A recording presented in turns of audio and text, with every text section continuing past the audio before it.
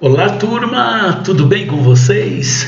Mais uma aula da nossa gestão de qualidade. Estão gostando?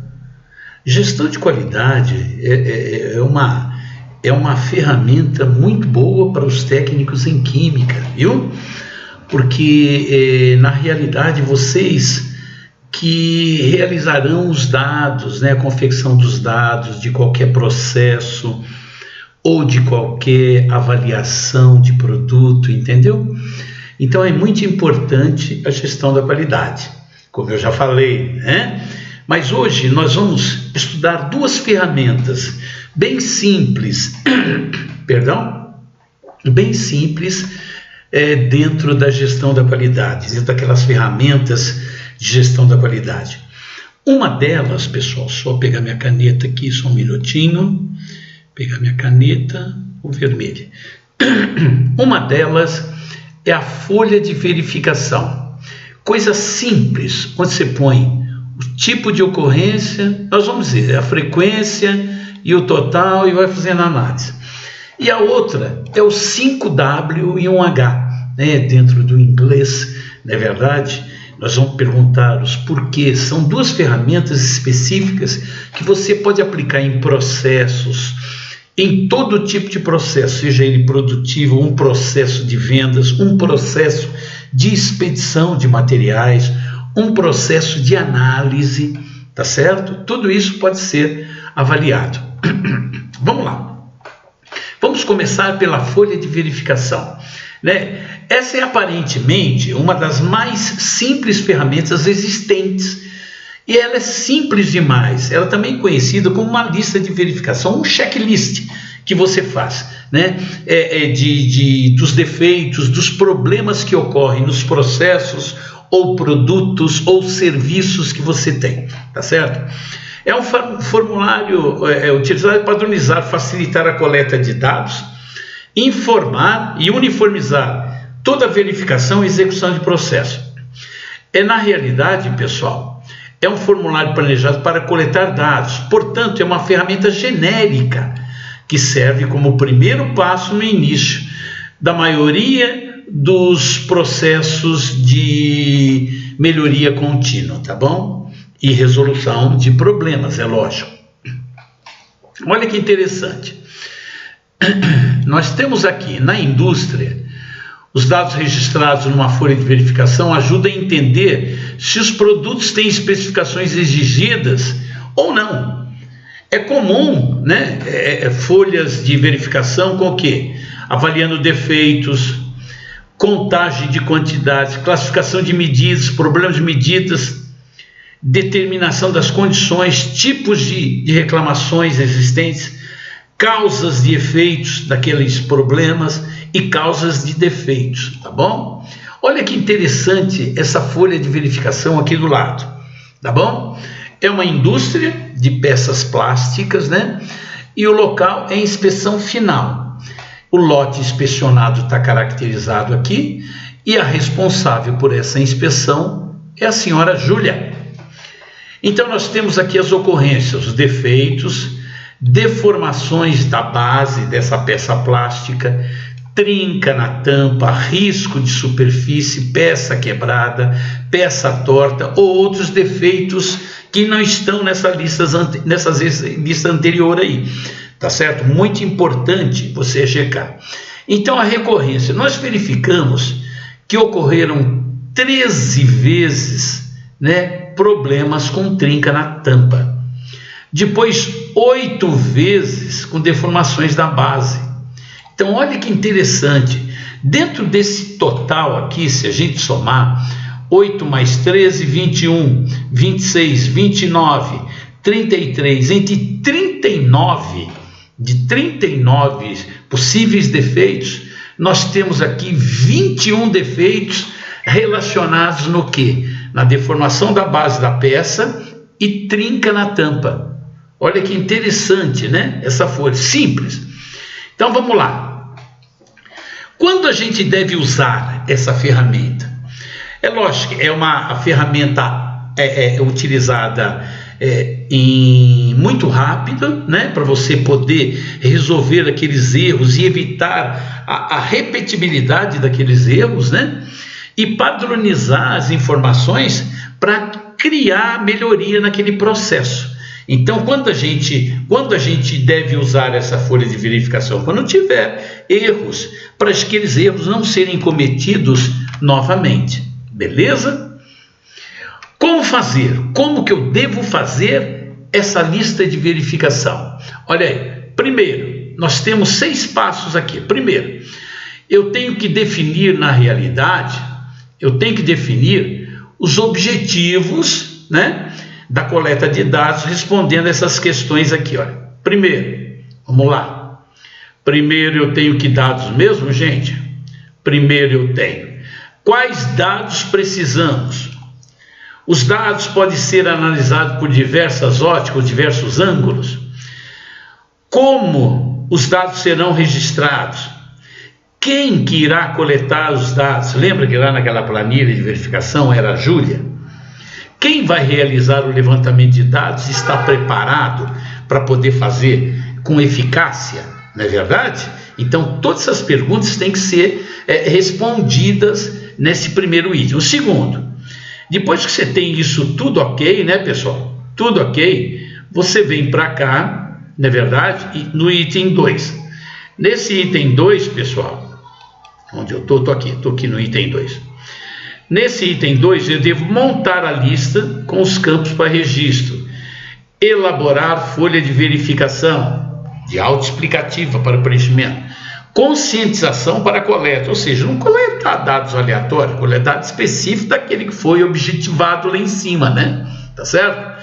Execução, conscientização para coleta, execução do pré-teste e fazer essa coleta de dados. Depois de realizar essas coletas, pessoal, usar outras ferramentas para tomada de decisão, é lógico, mas isso é importante nós fazermos. Olha um exemplo aqui, olha, um exemplo interessante aqui. Quero ver minha bolinha, vamos ver aqui, eu vou mudar a minha cor da minha caneta, porque eu vou pôr para preta, vamos ver se eu enxergo melhor, enxergo. Olha lá, em uma fábrica de camisetas, a alta direção identificou uma perda grande na produção. Olha que interessante, perda grande. Assim, formularam uma folha de verificação para poder verificar qual era o defeito que estava gerando maiores perdas na produção. Diariamente, durante 2 semanas, os funcionários da linha de produção, é lógico, treinados, capacitados para poder avaliar aqueles defeitos, né? Anotaram as ocorrências dos defeitos. Olha que interessante, pessoal. Vamos ver onde eu estou. Estou aqui. Aqui, ó. Problemas na medida ocorreram 20 vezes. Problemas de manchas ocorreram 13 vezes. Cor indiferente do desenho, ou seja, ela não estava nem indiferente, não era igual ao do desenho, estava indiferente. 30. Desenhos borrados, 10. Outros 5, ou seja, no total de quanto, gente? 78 defeitos, né? Após esse levantamento de dados, nós podemos observar, né, que nessa empresa o problema que mais ocorre na produção é a cor indiferente do desenho. Olha lá, cor indiferente. O que é uma coisa indiferente? Não está igual ao desenho. Não está igual, está próximo, mas não chega a ser igual. Assim, a empresa deve analisar a possibilidade de utilizar outras ferramentas para a resolução dos problemas, né? Que ela detectou aqui que a maior parte do problema é cor indiferente do desenho que foi projetado. Uma das ferramentas também que pode ser utilizada é o PDCA ou 5W e 1H também, que a gente vai estudar. Beleza? Muito importante isso aí, né? Olha que interessante. Agora, vamos estudar o 5W e 1H. Olha que importante.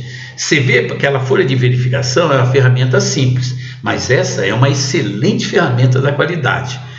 Porque o 5W e 1H, ele tem como objetivo, pessoal, auxiliar todo o empresário, o objetivo principal é fazer o planejamento de ações para poder resolver aquele problema detectado, tá certo? Assim, o seu uso traz benefícios com facilidade de compreensão enorme. Isso acontece porque o 5W e 2H ajuda a obter respostas que clareiam cenários muito importantes dentro da empresa. Olha essa ferramenta, de olho no 5W e 1H. Aí, essa ferramenta, ela funciona na realidade como checklist, né? As perguntas que compõem o 5W. What? O que será feito? Aqui, quando se faz a pergunta, a gente tem que determinar a intenção que se pretende realizar, ou seja, definir muito bem o que deverá ser feito. Por exemplo, criação de um ambiente de descanso, leitura para colaboradores, etc. Você tem que definir claramente, né, qual será o objetivo que a gente vai tratar, o fato. Why? Por quê, né? Por que nós temos aqui essa letra why? É por que será feito. Por que eu devo, né, caracterizar aquele problema lá? É uma justificativa do desenvolvimento proposto. Por exemplo, proporcionar oportunidade de relaxamento, no caso lá, para melhoria da qualidade da vida dos colaboradores, etc. Lá, criação de um ambiente de trabalho, do ambiente de descanso e leitura para os colaboradores.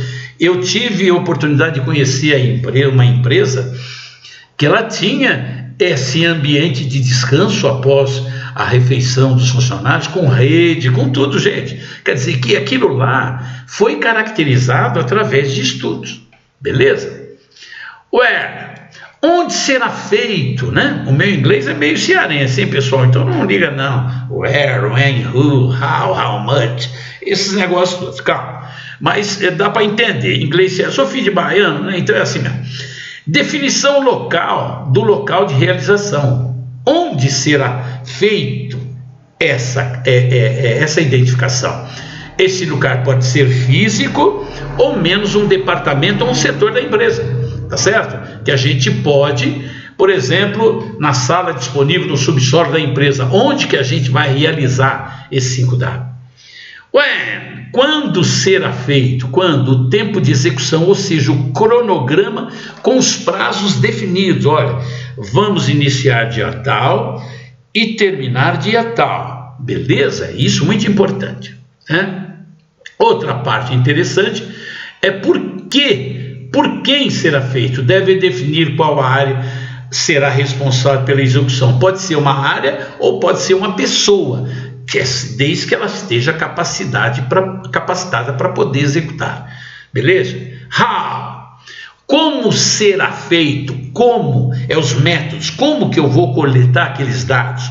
Os métodos, estratégias utilizadas para a condução, para aquele dado ser bem firme e bem coerente com aquilo que a gente quer.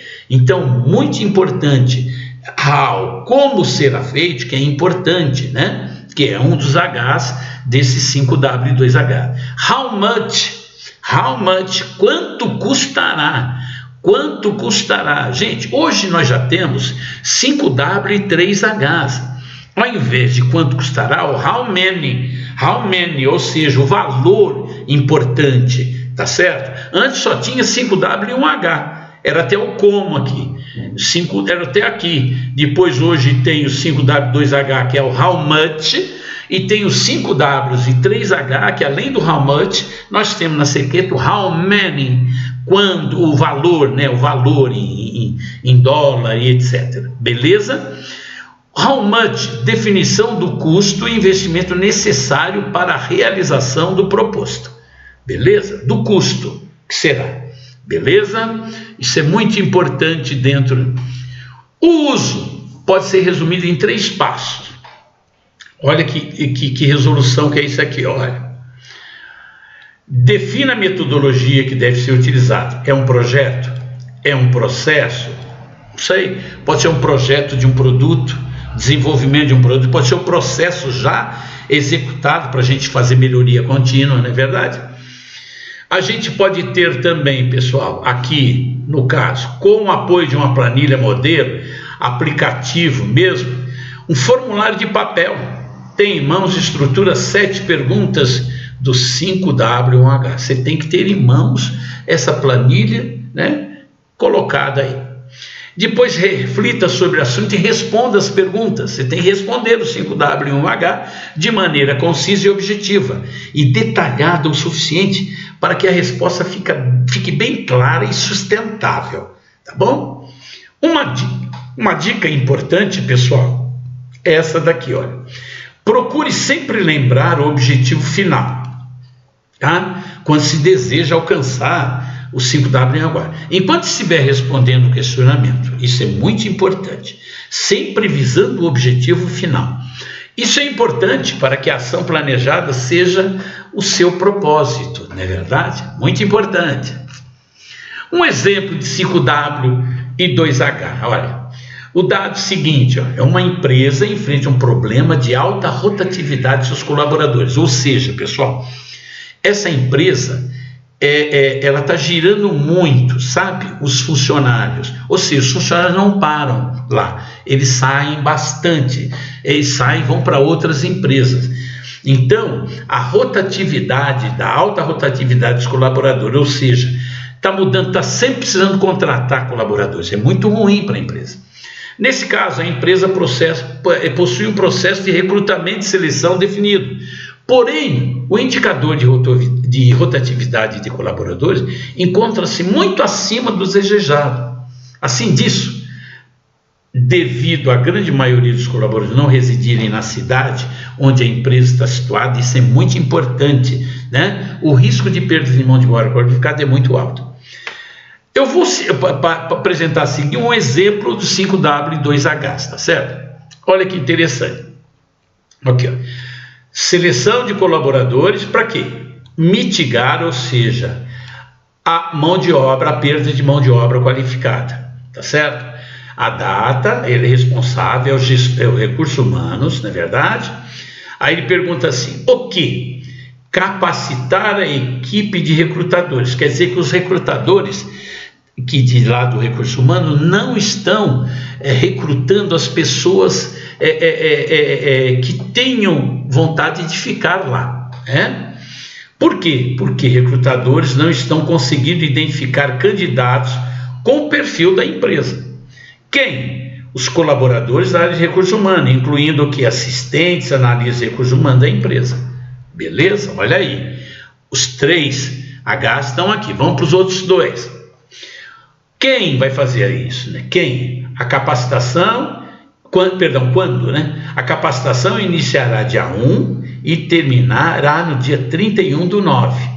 Olha que interessante. Onde? Será realizada no Senai e na empresa através de repasse de informações.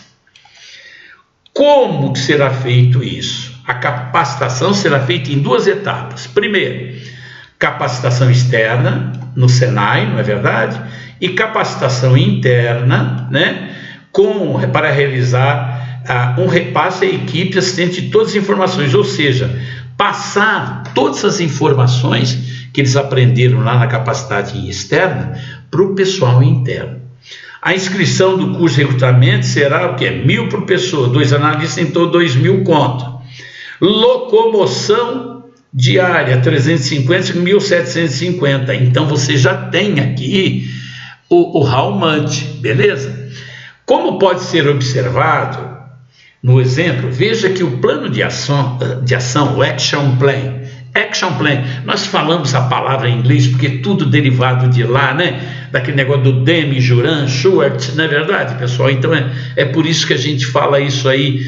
A maior parte das ferramentas utilizadas na qualidade são de outros países, ou da Europa, ou do Japão, ou dos Estados Unidos, beleza?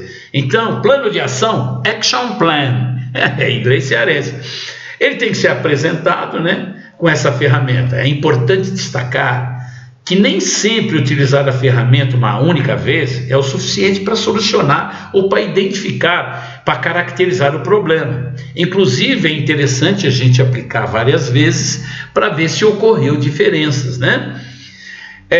Outras ações, tá, com criação de incentivos ou de um programa interno de desenvolvimento seria necessário. Ou seja, pessoal, é lógico, se a empresa não dá incentivo para os seus colaboradores, né, seja em termos de plano de ação, de planos de saúde, não é verdade? Outras coisas boas, que cestas básicas, ou seja, um monte de ações internas que podem aumentar o moral dos funcionários e diminuir a sua alta rotatividade. Beleza? Então nós vimos 2 hoje, e seria a folha de verificação e o 5W e o 2H. Um abraço!